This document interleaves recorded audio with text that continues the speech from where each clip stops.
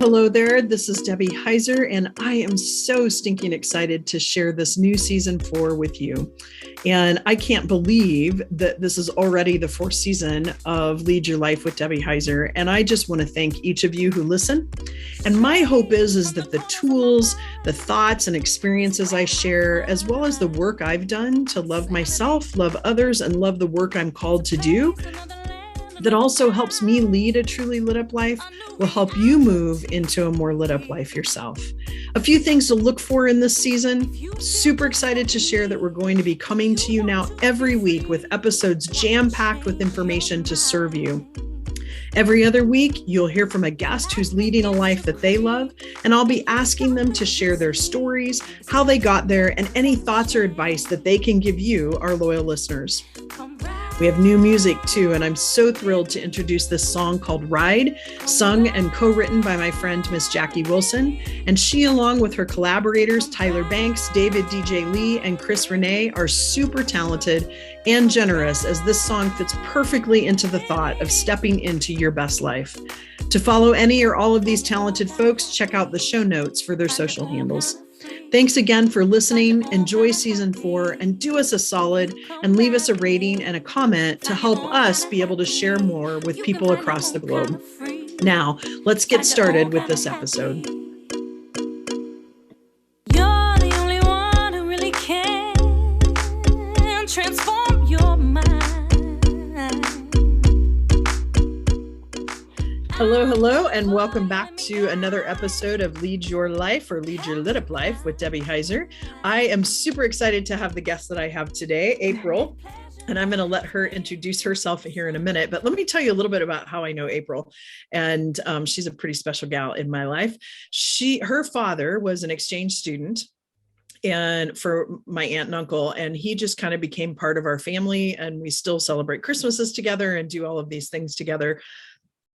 And then obviously through that course, April, being his child, has now become part of that family as well. And April's been out to see me a few times. I kind of feel like she's my daughter in a way. I know that your mom is your mom, but like the second mom that you have. And April is one of those really interesting people that I want to talk about how she's made some mind shifts in her life and just didn't even think any differently to do some of the things that she loves to do. So April, introduce yourself. Tell us a little bit about where you're at in life right now and what you're doing. Hi, so my name is April. Like I said, or like Debbie said, I know Debbie through my dad being an exchange student in our whole American family that we have now.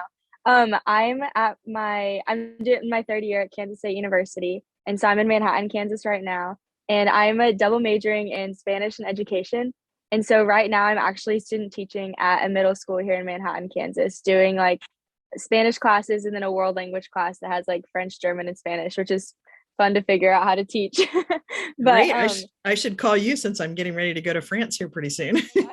I can teach you the colors, numbers, and greetings and introductions, and then tell you what countries speak French. But that's about it. But yeah. No, yeah, like Debbie said, I love to travel. I'm always trying to be like anywhere except here. This semester has been really hard because as a student teacher, I have to be at school 7 to 4 every single day, like Monday to Friday. But yeah, I still have all my trips planned out for every break that I have. So yeah, that's where I'm at.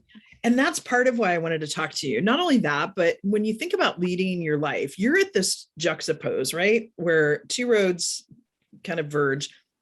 And as you're entering into more of that adulting, right, is what we hear, like being at work, and you don't always have to work 7 to 3. Like I don't do that. Right. And so it just depends on what you do, right? But as you're entering into that, I know for me, it was a little scary because you have the whole world in front of you. And it's like, oh my gosh, which option do I choose? And what if I choose the wrong option? And, all these things laid out in front of you. What grade are you student teaching? It's 6th through 8th grade. Oh, okay. Okay. And is that kind of the grades that you want to teach? Originally, I was thinking high school Spanish, but then last semester I went in and did some practicum work with a middle school teacher, which I just got placed there because that's how it worked with my schedule. And then I honestly ended up loving the teacher that I had. And so I would go in like every Tuesday and teach a lesson. And then I really just loved that teacher. And so at the end of the semester, she asked me, she was like, hey, she's like, you're student teaching next semester, right? And I was like, yeah. She was like, oh, okay. She's like, I want you in my classroom. And I was like, honestly, I was like, I did not think I wanted to do middle school. I was like, but I definitely would love to do it with you. And so now I'm in a middle school, which is super fun because they're still like, they're old enough that they can do things on their own, but they're young enough that they're still like excited about school and excited to learn Spanish, and like they like me. Yeah. So it's super fun.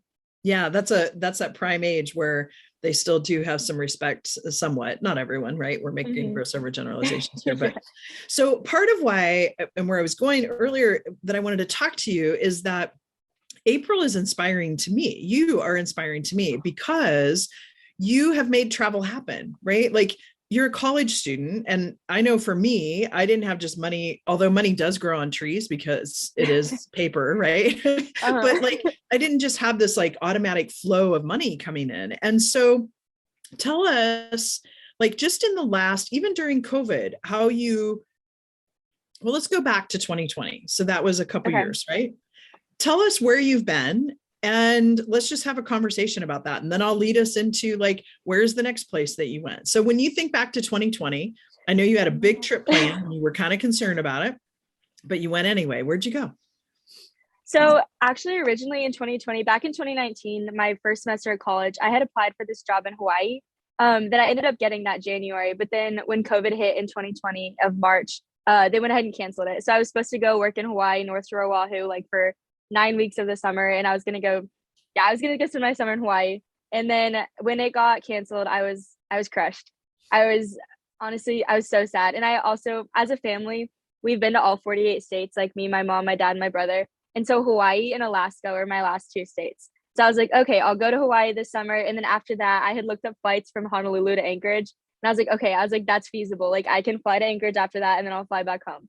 But then when COVID hit, that dream just went out the window. But I was like, okay, if I can't go to Hawaii, I was like, I'm gonna go to Alaska, because that'll just be one more state, and then I can go to Hawaii the next summer. So I ended up planning that trip. And so that summer, before I even went to Alaska, that summer of COVID, my family and I went to Florida. And then after Florida, we went back to Florida like a month later.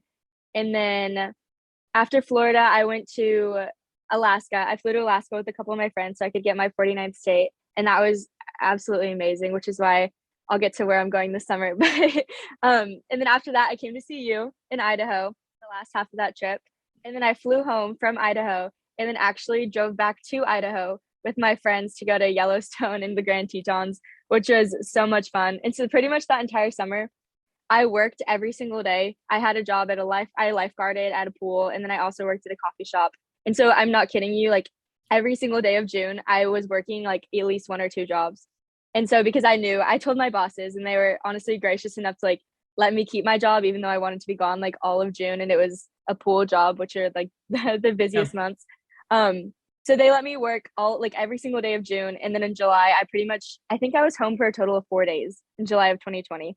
And so honestly, that was so much fun. And then what was the highlight for you? What was the highlight in Alaska for you? Highlight? Honestly, just the mountains. When we were on the airplane, I remember asking one of the flight attendants, I was like, okay, what's it like? Like, what should we expect? And she was like, it's because it's part of the Rocky Mountains. She's like, it's the Rockies, but on steroids. And like when we landed and we drove from Anchorage to Denali at one point, which was a 4.5-hour drive. And the entire time we were just like, we were just surrounded by these just like giant, amazing mountains. And like they were never ending. And it was the most beautiful thing ever, even though, and it was so desolate. Like it wasn't anything like Yellowstone that was like super crowded and overpopulated. Like you were really one of the only like 2 cars driving from Anchorage to Denali, especially during COVID, because that town was it was a ghost town. So being there during that time, I think was even cooler. But yeah, I just remember one hike up there, and it had started raining on our way up. And as we climbed, it got to be like 30 degrees at the top, and our rain jackets were awful. And so we were absolutely freezing, but just looking around, like there was like a glacier in the distance, and behind us, the mountains were like so like greener than I've ever seen before. And just like being there in that moment was just like absolutely amazing. And I really love the mountains. And so I think that's one reason that I really loved Alaska. And then I think that really started my love for hiking and being outside and just wanting to be anywhere but inside and in Kansas. Yeah. So yeah, honestly, the mountains. Okay. And so then you came to see me, and other than seeing me, what would have been your highlight in Idaho? The sunsets. I think your sunsets are, other than Hawaii, I would say they're completely like unmatched. Just like walking out on the dock and looking over the lake and then the mountains in the background, and just it literally, one of my friends told me that like sunsets they're painted by like artists who passed away, and that like God lets like every night he lets like one artist like paint the sky. And like that's what I always think about. I think it's so cool. And so that's what I think about like when I see your sunsets, especially because they're so vibrant and so beautiful, and just like over the lake it like glistens and reflects back off of it. And I think that's one of my favorite things ever. Yeah, awesome. I know I miss the sunsets right now because I know. in the winter the sun moves so far here that it's not over the lake anymore. It's on the other side of the lake. And so then as it starts to, you'll know when it starts to move again, because I'll go out and take photos again. But okay, so before we go into, well, let me ask you, so where are you going this summer? I'm actually going to Alaska this summer to work in Denali National Park. That's so fabulous. What are you doing there? I'm working for a zipline company.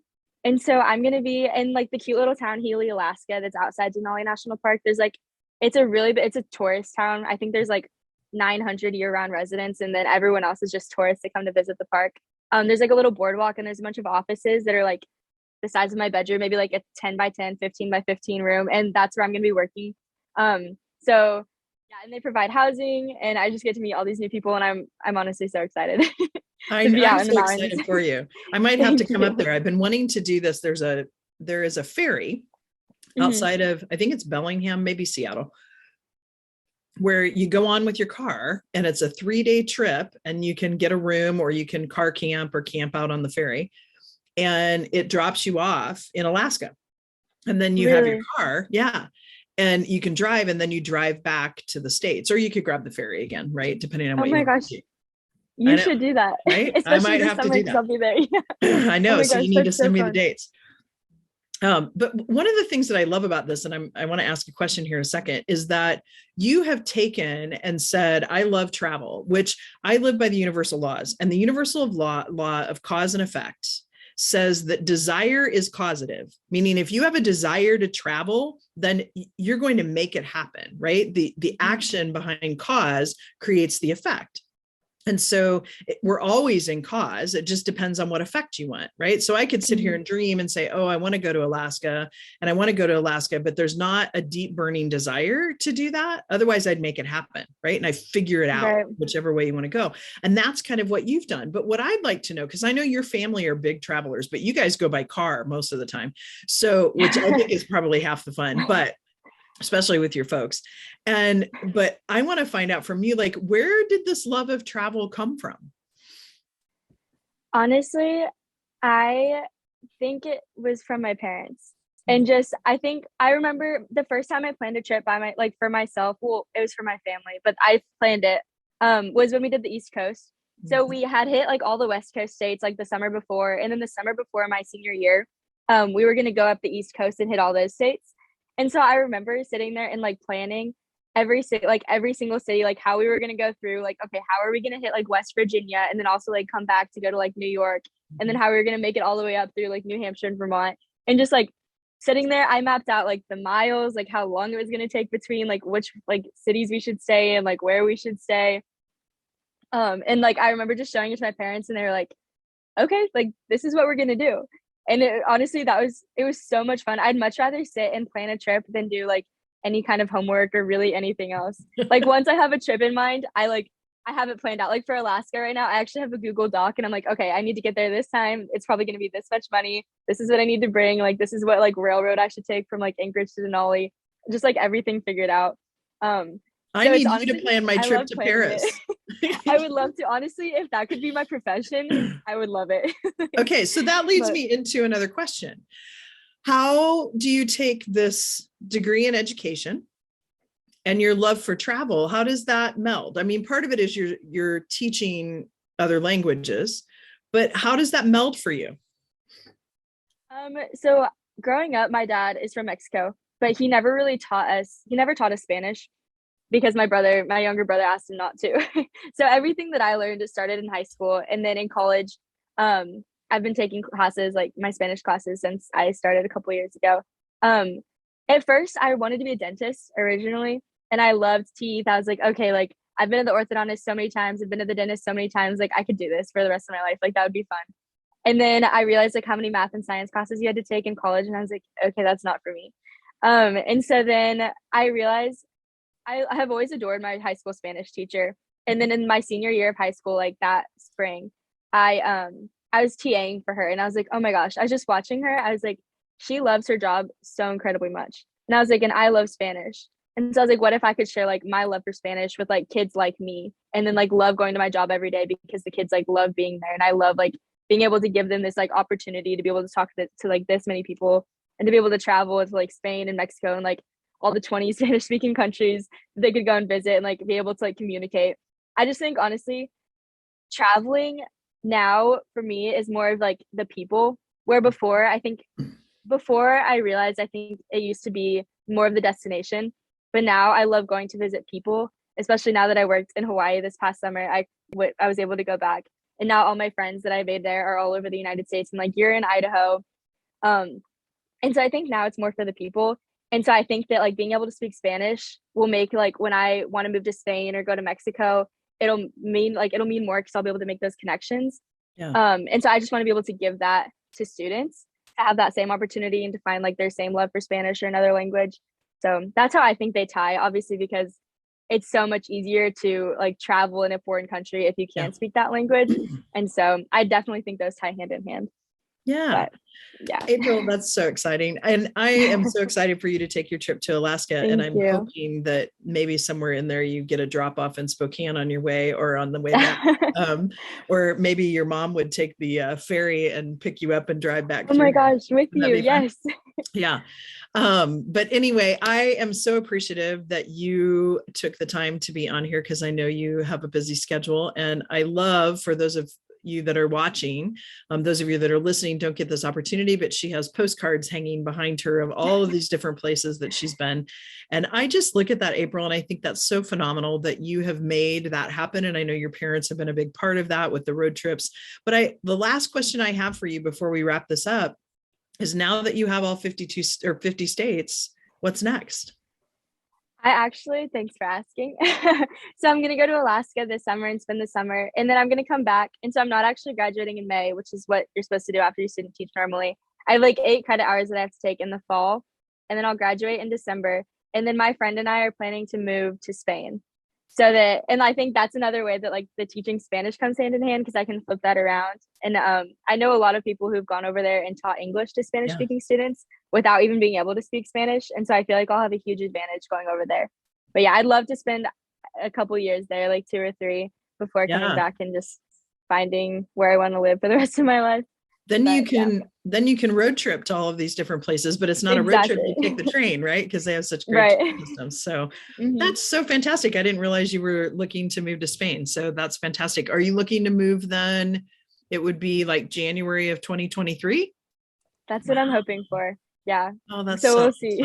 Yeah. Oh, that's so fantastic, April. And thank you again so much for taking the time to do this. And for those of you listening or watching, if you have a desire to reach out to me and find out a little bit more about how you can lead your lit up life, please go out to my website at www.leadyourlituplife.com and schedule that 30-minute free consult. I'd love to chat with you more about how you can do even what April's been doing. And part of it's just mindset. So with that, thanks for listening, and we'll see you on the next recording.